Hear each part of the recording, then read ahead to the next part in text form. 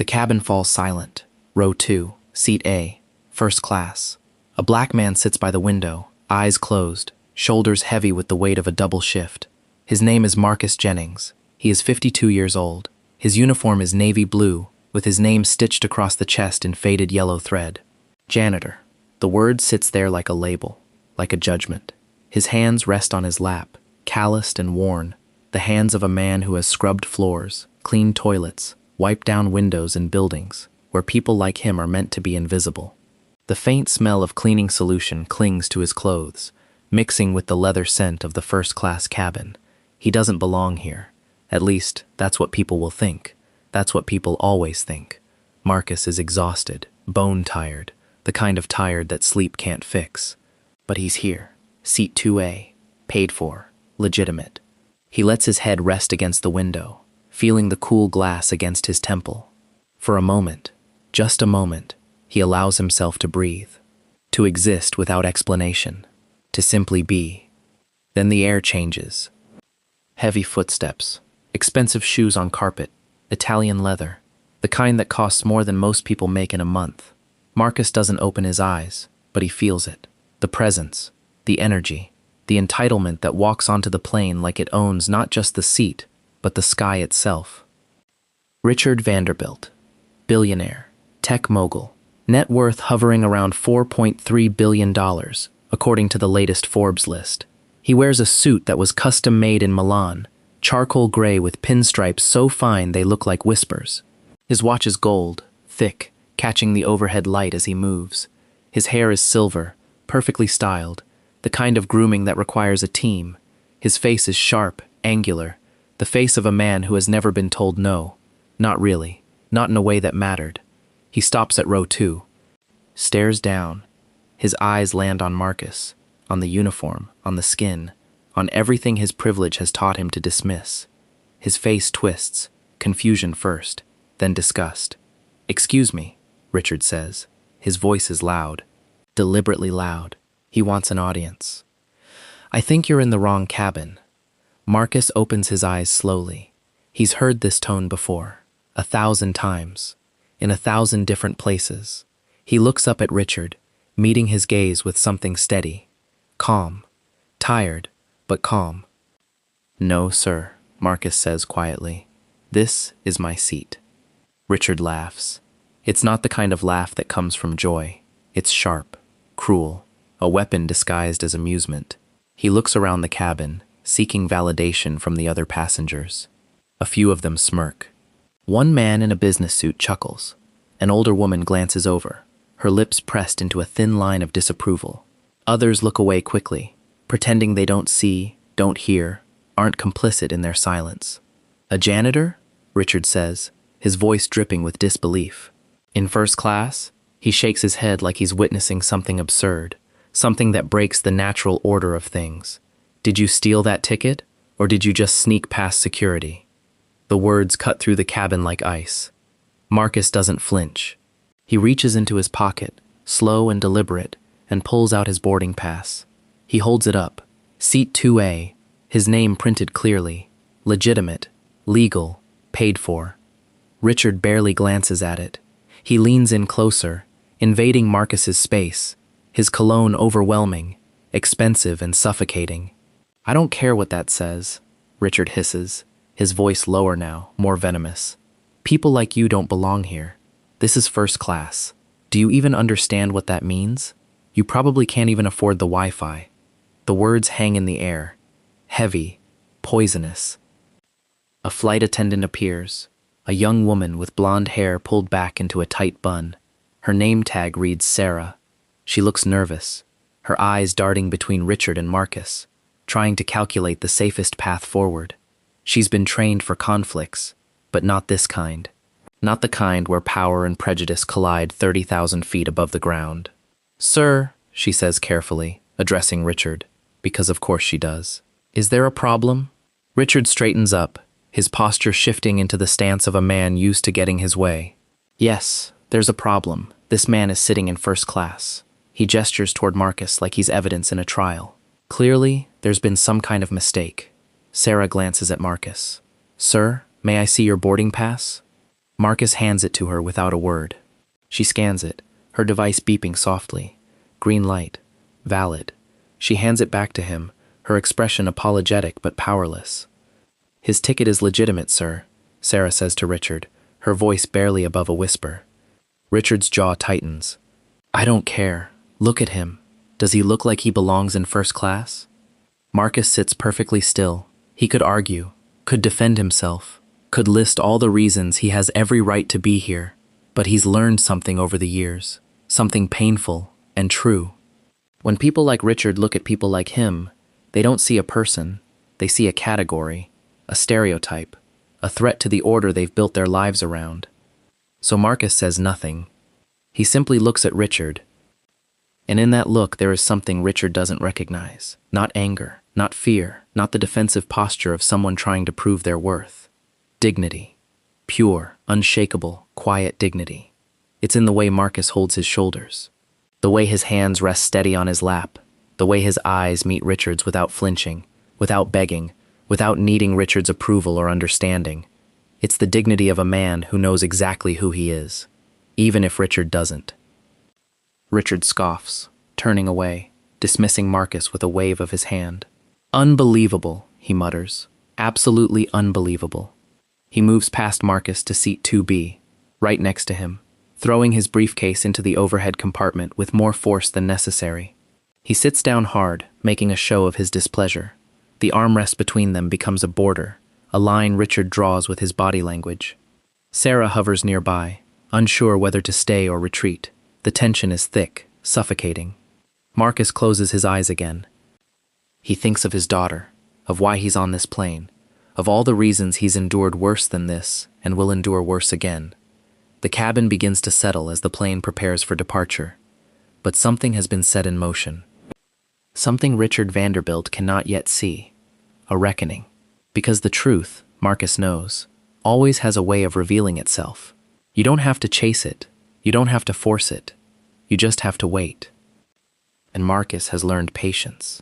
He's learned that dignity doesn't shout. It simply exists. And eventually, inevitably, it speaks louder than any insult ever could. Richard doesn't stop. He can't. Something in him needs to push, to assert, to make sure everyone on this plane understands the hierarchy, that there's an order to things, that first class means something, that he means something, and that Marcus, in his janitor uniform with the smell of disinfectant still clinging to him, means less. He shifts in his seat, making noise, sighing loudly, adjusting his seatbelt with exaggerated movements. Then he reaches into the seat pocket and pulls out a sanitizing wipe. The sound of the package tearing open is sharp in the quiet cabin. He wipes down the armrest between them, slowly, deliberately, making sure Marcus can see, making sure everyone can see. "Probably diseases from those mop buckets," Richard mutters, just loud enough to be heard. A man across the aisle smirks. A woman 2 rows back whispers something to her husband. Phones come out. A few passengers are recording now, holding their devices low, trying to be discreet but not really caring if they're seen. This is content, drama at 30,000 feet, something to post, to share, to consume and forget. Marcus stares out the window. His reflection looks back at him in the glass, ghostly and tired. He's 52 years old, but right now he feels ancient. This isn't new. This script has played out in 100 different ways, in 100 different places. The restaurant where the hostess assumed he was there to fix the plumbing. The department store where security followed him through every aisle. The bank where the teller asked twice for his ID, then called the manager just to be sure. He's lived his entire life as a question mark in other people's stories, always having to prove, always having to justify, always having to be twice as good, twice as calm, twice as dignified, just to be seen as half as human. Sarah, the flight attendant, returns. She's carrying a tray with a crystal glass of champagne, condensation already forming on the outside. She hands it to Richard with a practiced smile. "Complimentary champagne, Mr. Vanderbilt." Richard takes it without looking at her, without saying thank you. His eyes are on his phone now, scrolling through emails that make him feel important. Sarah glances at Marcus. Their eyes meet for just a second. There's something in her expression. Sympathy, maybe, or pity. Marcus can't tell the difference anymore. She doesn't offer him anything, doesn't ask if he'd like a beverage. She simply moves on to the next row, her smile returning as she serves the other first-class passengers. Marcus understands. She's doing her job, staying safe, not making waves. He doesn't blame her. The system isn't her fault. She's just trying to survive it, same as him. The plane begins to taxi. The rumble of the engines fills the cabin. Marcus feels it in his chest, that familiar vibration that means movement, means progress, means going somewhere. He thinks about where he's headed, why this flight matters, why he's here despite the cost, despite knowing he'd be seen exactly the way Richard sees him. He thinks about his daughter, Jasmine, 26 years old, third year of medical school, brilliant, beautiful, everything he and his late wife dreamed she'd become. She's the reason he works 3 jobs, the reason he cleans floors at the community hospital from midnight to 6 in the morning, then drives across town to maintain the office building downtown, then picks up weekend shifts wherever he can find them. Every dollar he makes that isn't rent or food goes to her future, to making sure she never has to endure what he's enduring right now. Richard's voice breaks through his thoughts, loud, performative. Yeah, I'm sitting next to the cleaning staff. Can you believe it? Richard is on his phone, talking to someone on the other end. He's not even trying to be quiet. First class has really gone downhill. I mean, what's next? Are they going to start letting anyone on? Laughter comes through the speaker. Whoever Richard is talking to finds this hilarious. Marcus closes his eyes. He could turn to Richard right now, could say something, could defend himself. The words are there, ready, waiting in his throat like a held breath. He could tell Richard about the double shift he just finished, about the scholarship fund he runs for kids in his neighborhood, about the community center he helped build with his own hands, about the life he's lived, the battles he's fought, the man he's become despite everything the world has thrown at him. But he stays silent. Because here's what Marcus has learned in 52 years of living while black in America. Defending yourself to someone like Richard is a losing game. No matter what you say, no matter what evidence you provide, people like Richard have already decided who you are. They look at your skin, your uniform, your presence in a space they believe belongs to them, and they write your entire story without reading a single page. So Marcus saves his energy, saves his words, saves his dignity for people who actually deserve to witness it. Richard ends his call and turns slightly toward Marcus, emboldened by the laughter of his friend, by the audience of passengers watching, by a lifetime of never facing consequences. Let me guess, Richard says, his tone dripping with false curiosity. You saved up for months for this ticket, didn't you? Wanted to see how the other half lives? He sips his champagne, savoring both the drink and the cruelty. Must be nice to pretend for a few hours. Marcus doesn't respond, doesn't even open his eyes. And somehow, that silence is what irritates Richard most. He's used to reactions, used to people scrambling to explain themselves, to apologize for existing in his space. Marcus's refusal to engage feels like defiance, like disrespect. I'm talking to you, Richard snaps. The cabin feels smaller now, tighter. Other passengers are watching openly. An older white woman across the aisle shakes her head, her face pinched with disgust, not at Richard, at Marcus, as if his very presence is the problem, as if he's the one being rude by simply existing in a seat he paid for. Sarah approaches again, her hands clasped in front of her, her professional smile strained. Gentlemen, we're preparing for takeoff.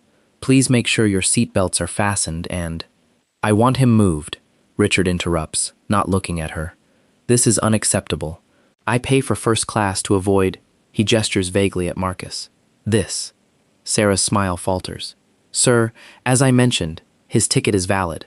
All our first-class seats are occupied. I don't have anywhere to— Do you know who I am? Richard's voice rises now, filling the cabin. Several passengers turn fully around to watch. I fly this airline 50 times a year. I'm Diamond Elite status. One phone call and I can have you fired. He finally looks at Sarah, his eyes cold. So let me ask you again.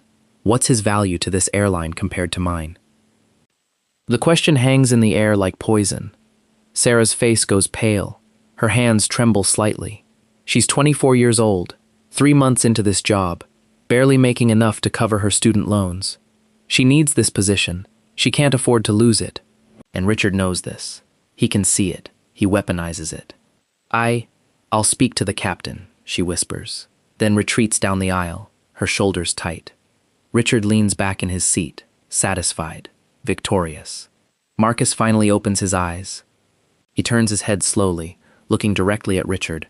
Their eyes meet, and for just a moment, Richard feels something unfamiliar, something uncomfortable. It's not fear in Marcus's eyes, not anger, not even sadness. It's knowing, like Marcus can see straight through him, through the suit, the watch, the billions, through the performance, down to something small and scared and desperate for validation. Richard looks away first. The plane begins to accelerate down the runway. The engines roar. The ground falls away beneath them. And Marcus returns his gaze to the window, watching the city shrink below, thinking one simple thought. The truth always reveals itself. You just have to wait. 30 minutes into the flight, the cabin has settled into that peculiar quiet that comes with being suspended in the sky. Drinks have been served. Laptops have been opened. Richard is on his third glass of champagne, scrolling through his phone, occasionally shaking his head and sighing, as if the weight of his wealth is almost too much to bear. Marcus hasn't moved. He sits perfectly still, his eyes half closed, his hands folded in his lap, conserving energy the way people who work 3 jobs learn to do. Then a sound breaks through the white noise of the engines. A crackle, the intercom. The pilot's voice, warm and professional, filling the cabin. "Good afternoon, ladies and gentlemen. This is Captain Reynolds speaking. I hope you're all enjoying the flight so far. I wanted to take a moment to acknowledge a very special passenger we have on board with us today." A few passengers glance up, mildly curious. Richard doesn't even look away from his phone. "Mr. Marcus Jennings," the captain continues, "founder and CEO of Jennings Medical Innovations." The cabin freezes. Every head turns, eyes searching, landing on row 2, on the man in the janitor uniform. Richard's hand stops mid-scroll. "Mr. Jennings' company just revolutionized cancer treatment technology with their new cellular regeneration therapy," Captain Reynolds says, his voice filled with genuine admiration. "Last week, the company secured a $12 billion valuation, and Mr. Jennings is traveling today to Washington, D.C. to accept the Presidential Medal of Freedom for his contributions to healthcare and his philanthropic work in underserved communities." The silence is absolute. "We are deeply honored to have you aboard, sir. On behalf of the entire crew, thank you for everything you've done to make the world a better place." The intercom clicks off. Nobody moves. Richard's face has gone completely white. The champagne glass trembles in his hand. His mouth opens, but no sound comes out. His eyes are locked on Marcus, wide with disbelief, with horror, with the slow, crushing realization of what he's done. Marcus opens his eyes fully now, slowly, like a man waking from a rest he's earned. He turns to Richard, and his expression hasn't changed. Still calm, still steady. But there's something else there now, visible in the soft light filtering through the window. Vindication. Not the gloating kind, not the triumphant, rubbing-it-in-your-face kind. Just the quiet vindication of a man who has been underestimated his entire life and has learned to let his existence speak louder than any defense ever could. "I wear this uniform once a month," Marcus says quietly. His voice is low, meant only for Richard, but in the silence of the cabin, others lean in to hear. "I go back to the community hospital where I started as a teenager. I clean the floors, I empty the trash, I do the work I did when I was 16 years old, and dreaming of something more." He pauses. "I do it so I never forget where I came from, so I never forget the people who are still there, still working those jobs, still dreaming." Sarah, the flight attendant, stands frozen in the aisle, her hand covering her mouth. Her eyes are glassy with tears. She's remembering every moment she didn't offer Marcus a drink, every time she sided with Richard's comfort over Marcus's dignity. Richard tries to speak. His mouth moves. Words form and die on his tongue. I thought, "You thought what you wanted to see," Marcus says. There's no anger in his voice, just truth. Simple, devastating truth. "You saw the uniform and decided you knew everything about me. You saw my skin and made assumptions. You thought you knew my worth, based on what I was wearing and where you believed I belonged." The woman who shook her head earlier, the older white woman who looked at Marcus with disgust, now stares down at her lap, her face flushed with shame. The man who smirked when Richard made his first comment is suddenly very interested in the magazine in his seat pocket. The passengers who filmed the confrontation are quietly putting their phones away, deleting videos, hoping no one noticed their complicity. Richard's hands are shaking now. The champagne glass nearly slips from his grip. He sets it down on the tray table with a clatter. "I'm sorry," he stammers. I made a terrible mistake. I didn't know." Marcus holds up one hand. The gesture is gentle but final. "You weren't sorry when you thought I was just a janitor," Marcus says, and now his voice carries a weight that presses down on the entire cabin. "You're only sorry now because of what I have, because of my title, my company, my net worth." He leans in slightly. "But here's what you need to understand, Richard. Even if I was just a janitor, and there is no just about it, I would have deserved the exact same respect you give to anyone else." Richard's eyes fill with tears. Actual tears. For the first time in perhaps decades, he's feeling something genuine. Something that penetrates the armor of his wealth and his privilege, and his practiced indifference to the suffering of people he considers beneath him. Shame. Real, searing, unbearable shame. Other passengers are watching this exchange with rapt attention. Some look ashamed of themselves. Others look moved, touched by the grace Marcus is extending even now, even after everything. A few people are nodding, understanding, settling over them like a weight. Sarah approaches slowly, her professional composure completely shattered. "Mr. Jennings," she says, her voice breaking. "I am so sorry. I didn't." She can't finish. The apology is too big for words. Marcus looks at her with kindness. "You were doing your job the way you've been taught to do it. I understand." But the forgiveness doesn't erase her guilt. She nods, tears streaming down her face, and backs away. Richard is staring at his hands now, the hands that wipe down the armrest, the hands that gestured dismissively at a man whose contributions to humanity dwarf anything Richard has ever done. 12 billion, Richard whispers, almost to himself. "You're worth more than I am." Marcus shakes his head slowly. "That's not the lesson here, Richard. My worth didn't change between the moment you sat down and the moment the captain spoke. I was the same man before and after. The only thing that changed was your perception." He pauses, letting that sink in. And that's the problem. You only respect people you perceive as equals or superiors. Everyone else is invisible to you, less than human. The words land like stones. The cabin is utterly silent. Richard has been weighed, measured, and found wanting. A businessman in row 4 wipes his eyes. A young woman across the aisle is recording again. But this time, it's different. This time, she's capturing something else.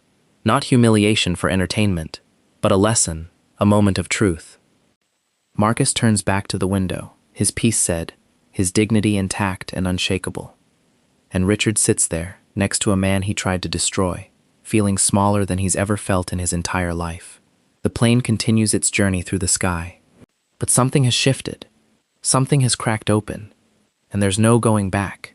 The plane descends through clouds that look like cotton, the skyline of Washington, D.C., emerging below. The Washington Monument, the Capitol building. The symbols of power and legacy rendered small from this height. The cabin is quiet, but it's a different quiet than before. Reflective, heavy with things unsaid and things that can't be unsaid now. Richard hasn't spoken for the last 2 hours of the flight. He's sat perfectly still, his champagne untouched, his phone dark in his lap. He's been thinking, actually thinking, not strategizing or calculating or planning his next acquisition, just thinking about who he is, who he's become, when exactly he traded his humanity for his net worth. Marcus has been reading a book, a worn paperback about cellular biology. He's made notes in the margins. His reading glasses sit low on his nose. He looks like what he is, a man who built an empire not through inheritance or luck, but through relentless study, impossible hours, and a refusal to let other people's limitations become his own. The landing is smooth. The plane taxis to the gate. The seatbelt sign dings off. Immediately, passengers stand, reaching for overhead bins, eager to move, to escape the tension that has filled this cabin. But many of them keep glancing at Marcus, respectful now, awed. Some want to approach him, to apologize, to say something that might absolve them of their earlier silence. But they don't. They recognize that the moment has passed, that their chance to do the right thing was hours ago, and they chose comfort instead. Sarah makes an announcement. "Mr. Jennings, please remain seated. There's a delegation waiting to escort you." Marcus nods, still reading his book. Richard stands slowly. He retrieves his briefcase from the overhead compartment. For a moment, he just stands there in the aisle, looking down at Marcus. His mouth opens, closes. He wants to say something, needs to, but what words could possibly be enough? He turns to leave. "Richard." Marcus's voice stops him. Richard turns back, his eyes red-rimmed, his face drawn. Marcus closes his book and stands. They're face to face now. Two men, two billionaires, but only one with his soul intact. "Walk with me," Marcus says. It's not a request. It's an invitation to something Richard doesn't deserve but desperately needs. Redemption. They deplane together. The jet bridge feels longer than it should. Richard walks beside Marcus in silence, feeling like a child being led to the principal's office. They emerge into the terminal, and Richard sees it immediately. The delegation. At least 20 people, men and women in suits, government officials with badges and earpieces, members of the press with cameras and microphones. And standing in the center of it all, a young black woman in a white medical coat, her eyes searching until they land on Marcus. "Dad!" she cries. She runs to him. Jasmine, Marcus's daughter. She crashes into his arms and he holds her tight, his eyes closing, his whole body softening in a way it hasn't this entire flight. "This is what matters. This is what everything has been for. I'm so proud of you," she whispers into his shoulder. "I'm proud of you, baby girl," Marcus whispers back. Richard watches this, watches a father and daughter reunion, watches love that money can't buy, watches a relationship built on sacrifice and support, and showing up even when you're exhausted. He thinks about his own children, 3 of them, adults now. When was the last time they hugged him like that? When was the last time he hugged them like that? When was the last time his presence in their lives was about anything other than money? The press surges forward. "Mr. Jennings! Mr. Jennings! How does it feel to be receiving the Presidential Medal of Freedom?" Marcus releases his daughter, but keeps one arm around her shoulders.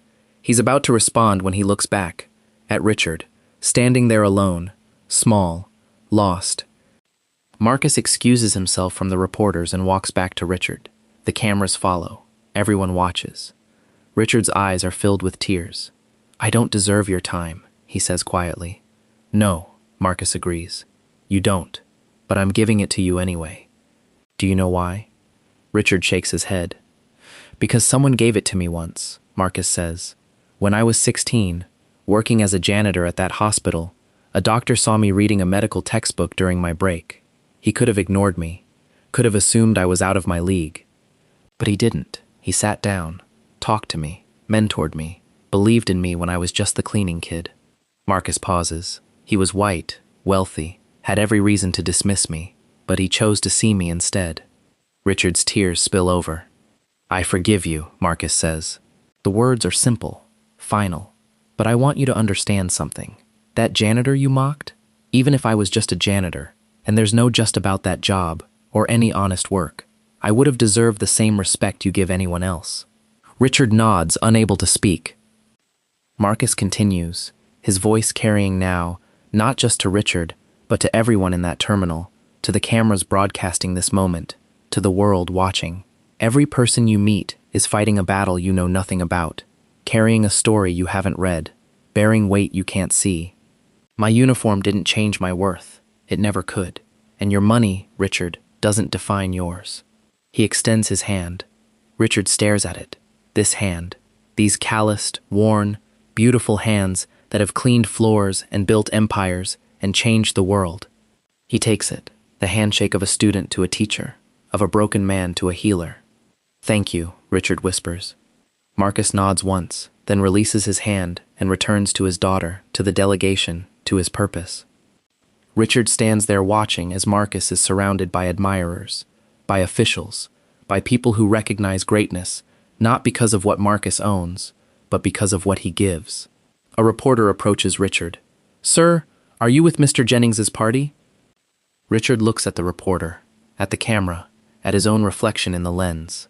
"No," he says quietly. "I'm nobody, just a man who learned something important today." The reporter, sensing no story here, moves on. Richard walks through the terminal alone, past the designer shops, past the first-class lounges, past all the symbols of the wealth he spent his life accumulating, and for the first time in decades, he feels the poverty of his own character. He thinks about Marcus's words, about dignity, about respect, about the uniforms people wear, and the worth that exists independent of perception. He pulls out his phone, scrolls through his contacts, finds his daughter's number. He's about to call, then stops. A phone call isn't enough. He needs to see her, to hug her, to tell her he's sorry for all the times he chose work over her, for all the moments he missed, for teaching her by example that money matters more than people.